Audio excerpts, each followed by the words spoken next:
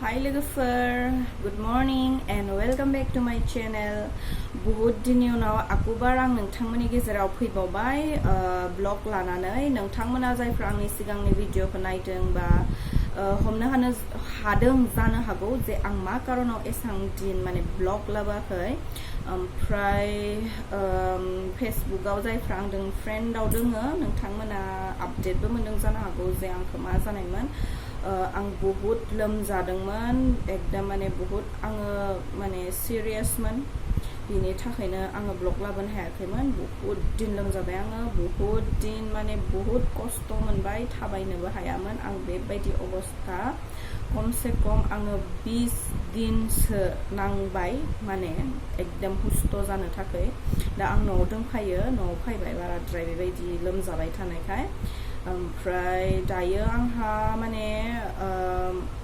बाङाय 10% दोंखौ हामनो गोनां खुगानि टेस्ट आहा 50% हायबाय ओमफ्राय गन्थंनि मोनामनाया आहा दासिमबो गैया मास मोनसेयानो जासिगोन नै बेबायदि ओमफ्राय काफा माने बेयाव जमा जानानै दोङो काफानो बहुत माने आंखौ गोबाव लादों माने ओंखारनोनो नामाया ओरैबायदि गुजुथाबनो गोनां जायो बेबायदि ड्राइ काफबो जानायमोन दुर्बल जानो हायि मोनामनाय गैया टेस्ट गैया बेबायदि आरो ओरैबायदि माने आङो खस्थ' मोनबाय माने आङो बुंस' हाला आं लाइफआव आं बेबायदि माने मालाबाबो आङो लोमजाफेराखैमोन बेनो आंनि फार्स्ट लाइफनि एक्सपिरियेन्स आं एसां गोबाव लोमजाबाय माने कभिडनि सिम्पटम्स आहा गासिबो दङमोन कभिड टेस्ट खालामबाय खननै खालामबाय खिन्थु खननैयावबो आङो इसोरनि अननायाव आङो नेगेटिभ ओंखारबाय बहुत मानसियानो आंनि थाखाय प्रे खालामबाय आं मिथिगौ जोंहा मामाया प्रेयार रिक्वेस्टबो खालामदोंमोन बेयावहा चार्चआव ओमफ्राय बहुत मानसियानो आंनि थाखाय प्रे खालामबाय आं बिनि थाखाय थेंकफुल गासैखौबो आङो थेंक इउ धन्यबाद होयो जायफ्रा आंनि थाखाय प्रे खालामबाय खारन नोंथांमोननि प्रेयारनि थाखायसो जानो हागौ आङो बेबायदि नेगेटिभ जाबाय खारन माने दुखुनांथाव बाथ्रा जोंनि दुंहा जों जायनियाव थायोमोन नोंथांमोना लास्ट भिडिअखौ नायदोंबा नुदों जानो हागौ जोंनि मालिक आंकोल बिथाङा नै दाखालि बे लास्ट भिडिअआव जे बिसोरो हस्पिटालाव थांदोंमोन बेनो बिसोर न'आव हायाखैमोन दाखालि नै 22 खालि मालिक बोराया गैला माने थैनानै थांबाय ओरैबायदि माने आहा गोसोआ अखान्थि माने आङो गोसोखांबानो माने आङो गाबनो ओंखारो आंहा बेसोरजों आं जेबायदि रिलेसन ना माने आंकोल आन्टिदों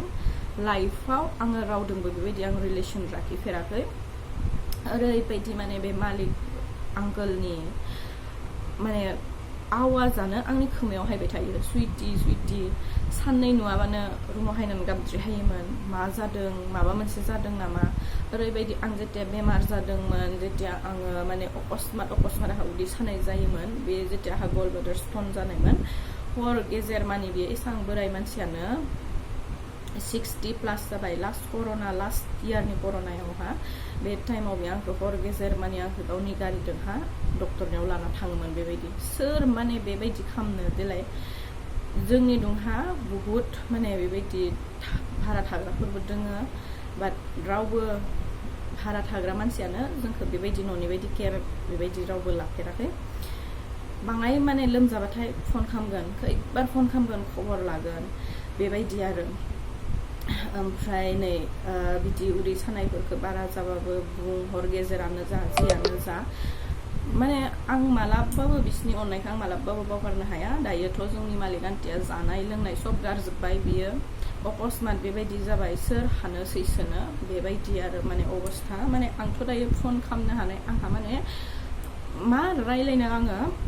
ओरैबायदि बिमा बिफा बायदि बिसोरो आंखौ अनोना माने मा बुंनो मा रायलायनो फिसाजो गैया बिस्रा आंखौनो गावनि फिसाजो होननानै सानैबो हदायबो बुङो बेबायदि आरो माने आं मा रायलायनो आं मा बुंनो माने आंहा भाषायानो गैया बिनि थाखायनो आङो एकदम फनबो खालामनो हायाखै थांनानैसो माने आं लोगो हमनोसै बे आं फन खालामदोंमोन फिसाज्लाया हमदोंमोन फन बेबायदि आरो ओमफ्राय खिथादों बेबायदि अबस्था खामजायाखै बियो दायो माने सेलाइन होनासो दिनबाय थादोंनो बेबायदि आरो ओरैबायदि माने आंहा गोसोआ अखान्थि दाबो एनि टाइम माने आङो माने गोसोखांबानो आङो गाबनो ओंखारो आं इसोरनि बायदि माने आङो रिलेसन लाइफआव रावदोंबो आं मोनफेराखैमोन गुबुनदोंहा बेबायदि आरो जेबायदि रिलेसन आंहा बिसोरजों आं आरो मालाबाबो मोननाय नङा होननानैबो आं सानो जेबायदि न'नि हेन्ड बिसोरो जेनेबा रिलेसना जों सानैदोंहा आंनि हौवादों आंदोंहा बेबायदि आरो माथो खालामनो हाबावनो जि हक इसोरनि इच्छा आं बेखौनो बुंनो सानो नोंथांमोना बाङाय प्रे खालामनानै होगोन जाहाथे बिथांमोननि फेमिलिया गासिखौबो सैसोलांनो हायो बेनोसै आरो स' नायलांबाय थादो लोगोफोर दिनैनिफ्राय आं ब्लगखौ स्टार्ट खालामनोसै एकदम माने एनि टाइम माने गोसोफोरखौबो हान्थि मोना बिनि थाखायनो सानबाय दिनैनिफ्राय बाङाय ब्लगखौ स्टार्ट खालामनानै बिजि थानोसै होननानैहा आरो बेबायदि बहुत खस्थ' बिसोरनि थाखाय दायो मोनसे फेमिलियावनो सानै मानसि बेबायदि अकस्मात थैनाय जाबाय हप्तासेयावनो सानै आरो न'आबो खाथि खाथि बेबायदि आरो अबस्था स' नोंथांमोनाबो हमनो हागोन माबायदि बिसोरो दायो सैसोनानै दोङो बेबायदि आरो ओरैबायदि दायो जेनेबा गोजानजों इन्टार डिस्ट्रिक्टबो दायो जों थांनो हाया बेबायदि अबस्था जोंहा जेरैनो खुलिगोन माने आंहा हौवाया थांगोन खनसे खबर लाना हायगोन आंथ' माने थांनो हाथ'नाय नङा आंहाबो गावनि अबस्थायानो बारा थिग जायाखै दाबो बेबायदि आरो स' दे लोगोफोर होमबा नायलांबाय थादों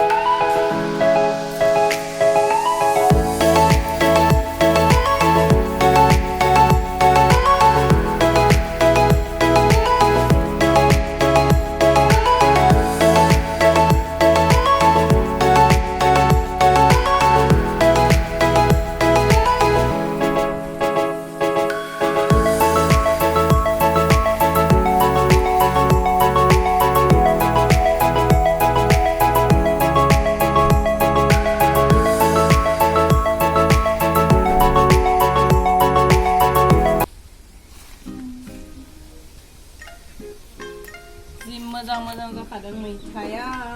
गोरलै अमा बेदरजों संनोसै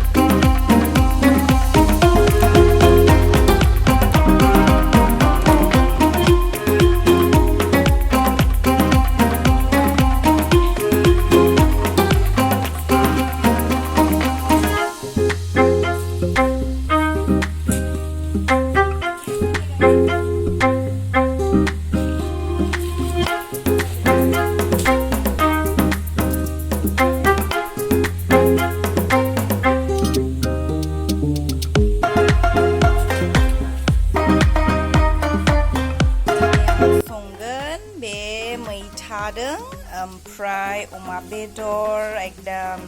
बहुत दिननि उनावहा लोमजानानै हामनायखाय दायो जानोसै ओमफ्राय नैबे जाबाय दिंखिया सब माने न'आव हायनानै दायो बिराद एकदम मा होनगोन लकेल मैगं माबा गैयि मा होनगोन दावाइ गैयि मैगं जानानै माने बिराद माने गोसोखौ मोजां मोनदों आरो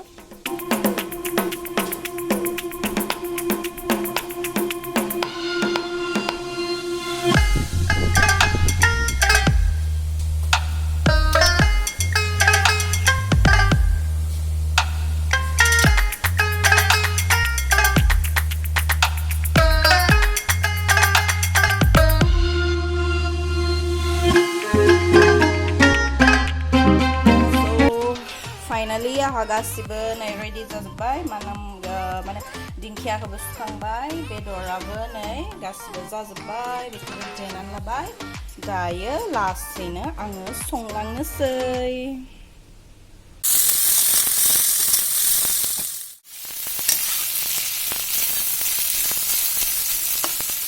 बिहर फटकिसमिस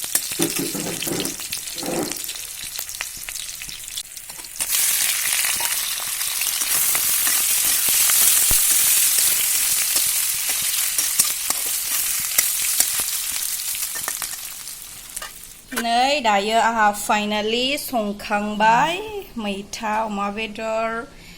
बिलाहि फानलु राजा बाथेन ओमफ्राय नै बियो दिंखिया आलु भाजि दायो जोङो खामखौ जाना लाग्रोनोसै ओमफ्राय बिनि उनाव लोगो मोनफिनगोन हाय लोगोफोर एकदम माने न'आव थायै थायै बोरिं नांबाय So दा बेलासि जाबाय 5टा बाजिबाय बिनिखायनो बाङाय लामाथिं ओंखारलांनो नामायदों एकदम माने बिसां न' सिङाव थाबावनो ना बेमारबाबो जिबाबो बाङाय दसे थाबायनो ओंखारलांनोसै बाङाय फ्रेश नेचुरेल हावा जाहैनोसै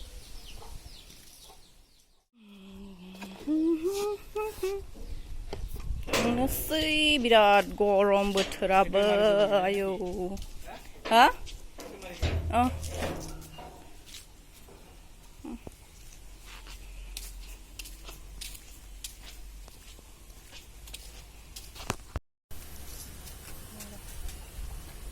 मास्क गाननानै लानोसै नङाबा एकदम गिनो गोनां ससे थांबाबो बेनिखायनो गानना लानोसै little bit safety now red mask red mask corona mask wow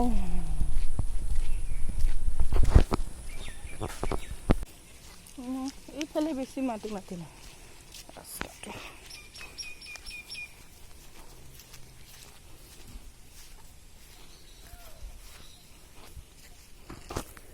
मा थावरिथिं थाबायनो उनाव लोगो मोनगोन दिनैसो ओंखारदों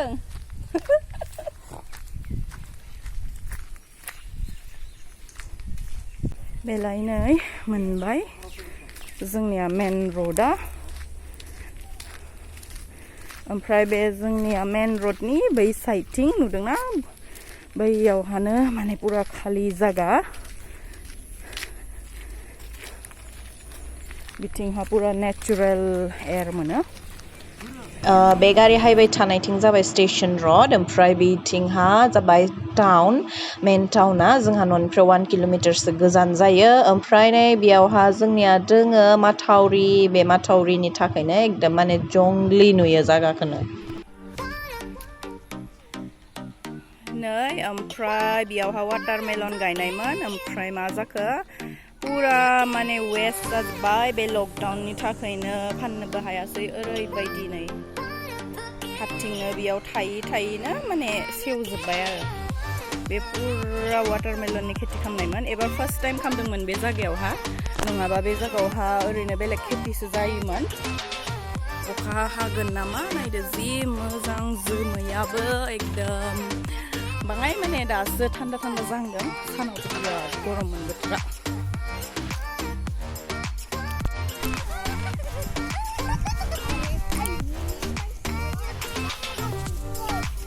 जि बार गुसु नेचुरेल एयार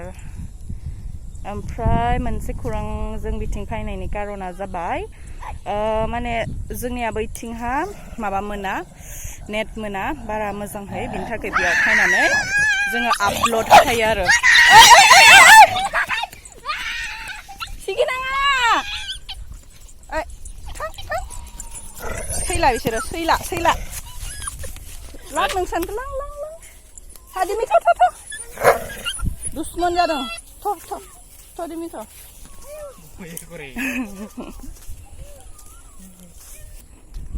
दिमिर ओमफ्राय जोङो फायै माबा मोनसे जागा मोनफैबाय बेयाव दुखानसो होदों नामा मानसिफोर जमा जादों सिगाङावथ' गैयामोन दुखान थांना नायनि र' खनाना जायगायावहा बिथिंबो माने केटामान फेमिलिफोर दङ न'आव लुनानै थाफैजेनबाय बेयाव मा दोङो नायनो मानसिफोरनि हरसोदों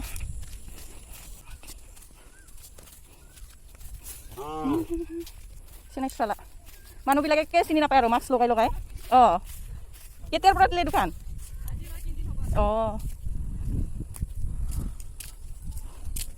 আমিও লওঁ